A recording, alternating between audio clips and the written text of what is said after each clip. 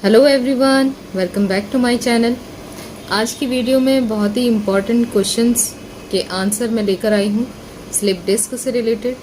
और पहले मैंने अपनी वीडियो में इस बारे में बात नहीं की है, तो मुझे लगा कि इस बारे में ज़रूर बात करनी चाहिए।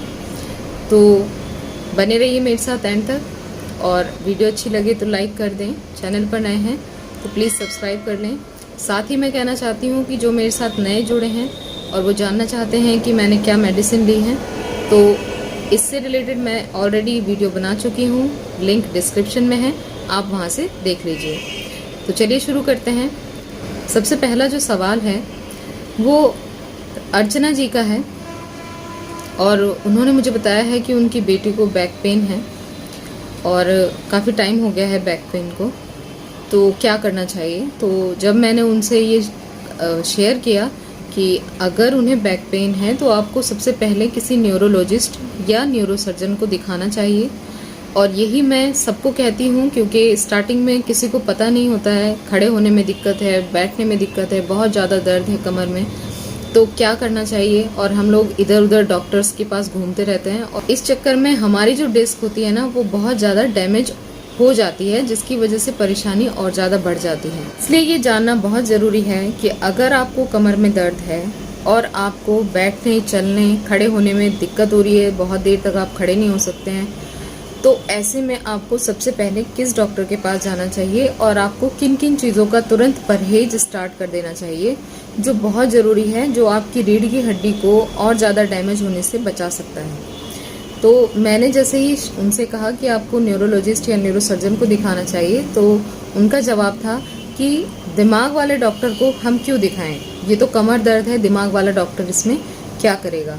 तो ये एक सवाल है जो लोगों के दिमाग में आ जाता है, क्योंकि हम लोग यही सुनते आए हैं कि जो न्यूरोलॉजिस्ट या न्यूरोसर्जन है वो सिर्फ दिमाग का इलाज करते हैं, तो वो कमर दर्द का उससे क्या लेना देना है, वो कमर दर्द में क्या कर सकते हैं।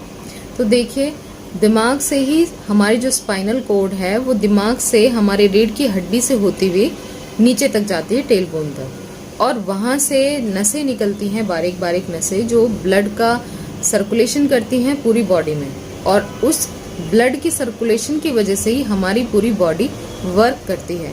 हर ऑर्गन में खून ले जाने की जिम्मेदारी स्पाइनल कॉर्ड की है, और स्पाइनल कॉर्ड से निकलकर ही खून जो है वो हर ऑर्गन तक पहुँचता है। तो ऐसे में अगर रीढ़ की हड्डी में कहीं पर भी किसी भी नस पर प्रेशर आता है, और प्रेशर आता तो डिस्क के फटने और उसमें से निकलने वाले लिक्विड की वजह से है, तो इसलिए उसका ट्रीटमेंट न्यूरोलॉजिस्ट या न्यूरोसर्जन के पास ही होता है। आप अगर वहां जाएंगे तो आपको वो MRI करने के लिए बोलते हैं। MRI के द्वारा आपको ये पता चल जाता है कि आपकी कौन सी जगह की डिस्क डैमेज है, कितनी डैमेज है। और कभी कभी ऐसा भी होता है कि स्लिप डिस्क ना होकर आपको रीढ़ की हड्डी में TB हो सकता है, जो आपको MRI के जरिए ही पता चलता है, और न्यूरोलॉजिस्ट या न्यूरोसर्जन इसका उपाय भी बताते हैं, मेडिसिन देते हैं, और बहुत सारे लोग उनकी मेडिसिन से ठीक हो जाते हैं। और जो नहीं हो पाते हैं उनके लिए अलग अलग ट्रीटमेंट होते हैं, फिजियोथेरेपी होती है, बहुत सारी चीज़ें हैं।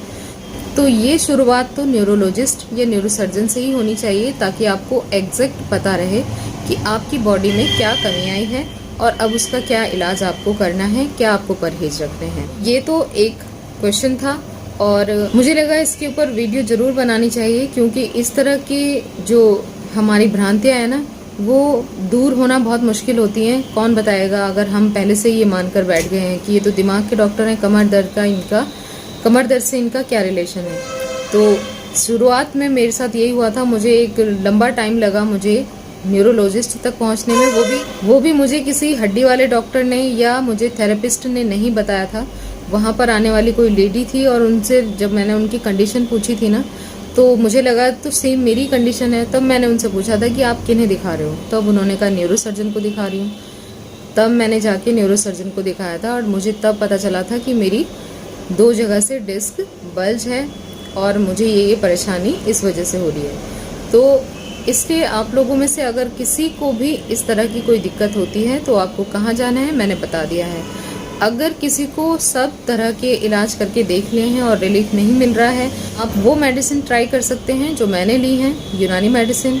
उनके नाम और उनका लेने का तरीका, डोज सब मैंने शेयर किया हुआ है और परहेज़ मैंने बताए हैं। और ये भी बताया है कि देखिए, जो लंबे टाइम से इस तकलीफ़ से जूझ रहे हैं और निकल नहीं पा रहे हैं, उनके लिए परहेज़ बहुत ज़रूरी है। और मैं अपनी हर वीडियो में बताती हूँ कि झुकने, वज़न उठाने, नीचे बैठने के अलावा आपको खाने का परहेज़ भी रखना होता है, और वो मैं सब शेयर कर चुकी हूँ। तो आप लोग वीडियो में जाकर देख सकते हैं, लिंक डिस्क्रिप्शन में मौजूद है।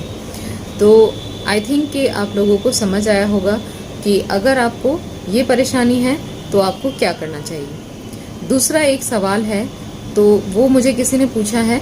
उन्होंने पूछा है कि क्या आपको स्लिप डिस्क के दौरान आपको यूरिन से रिलेटेड कोई प्रॉब्लम थी, यूरिन कम आना, पेशाब रुक रुक के आना, या पेशाब में जलन, इस तरह की कोई प्रॉब्लम थी क्या। तो देखिए, जब 1 साल मुझे हो गया था स्लिप डिस्क को और मेरी कंडीशन बहुत ख़राब हो गई थी, मैं बिल्कुल बेड पर थी, सिर के नीचे तकिया रख नहीं सकती थी, एक हाथ मेरा सुन्न हो गया था, सुन भी नहीं, मेरा कमज़ोर पड़ गया था, सुन तो झंझनाहट होती थी, उसमें अजीब सा टिंगलिंग जैसी रहती थी, और मेरा हाथ जो है वो प्रॉपर अब उसमें ताकत नहीं रही थी, बहुत कमज़ोर हो गया था। और उस वक्त मैं जब चलती थी तो मेरी जो कमर है वो कमर थरथराने लगती थी। और उस वक्त की बात है ये, मतलब जब स्लिप डिस्क हुए हुए 1 साल हो गया था, उस वक्त की बात है। तो उस वक्त मुझे जो प्रॉब्लम आई थी, जो मुझसे पूछा गया, तो मुझे अब याद आया कि हाँ, ऐसा भी हुआ था। तो वो टाइम वो था कि जब मुझे यूरिन का प्रेशर आता था और मैं उठकर चलने लगती थी तो कंट्रोल नहीं कर पाती थी मैं उस पर। तो मतलब मेरा कंट्रोल धीरे धीरे, मेरा जो होल्ड कर कैपेसिटी थी ना, वो कम होती जा रही थी।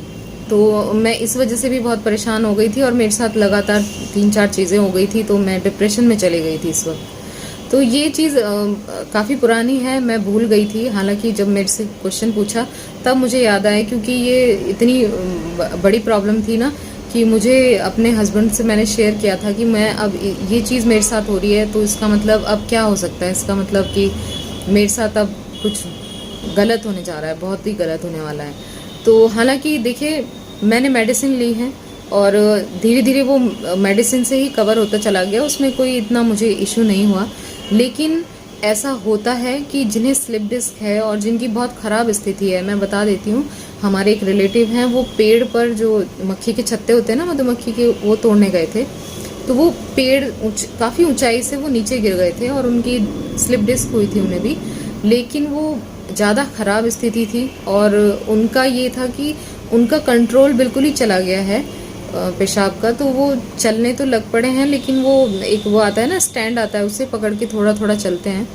लेकिन जो उनकी जो पेशाब का सिस्टम है वो इतना बेकार हो गया है कि वो हर घड़ी अब उन्हें, मतलब एक थैली रखनी पड़ती है और उसी का वो यूज़ करते हैं, क्योंकि जो बूंद बूंद करके टपकता रहता है। तो ये इतनी बुरी कंडीशन हो जाती है, किसी किसी के साथ ही होती है, जिनके साथ बहुत बुरी है। तो उम्मीद तो यही रखनी चाहिए कि आप मेडिसिन से, जैसे मैंने रिकवर किया है, तो मेरे साथ ये दिक्कत उसी वक्त ठीक हो गई, मुझे कोई बड़ी प्रॉब्लम यहाँ तक नहीं हुई। लेकिन होता है, और अगर होता है तो ऑफ कोर्स आपको मेडिसिन और परहेज बहुत ध्यान से करने हैं। परहेज जितना करेंगे, आपकी मेडिसिन जितना आपको रिपेयर करती है ना, तो आपके परहेज उस मेडिसिन की रिपेयरिंग को ख़राब होने से बचाएंगे और इस तरह से आप जल्दी ठीक हो जाएंगे।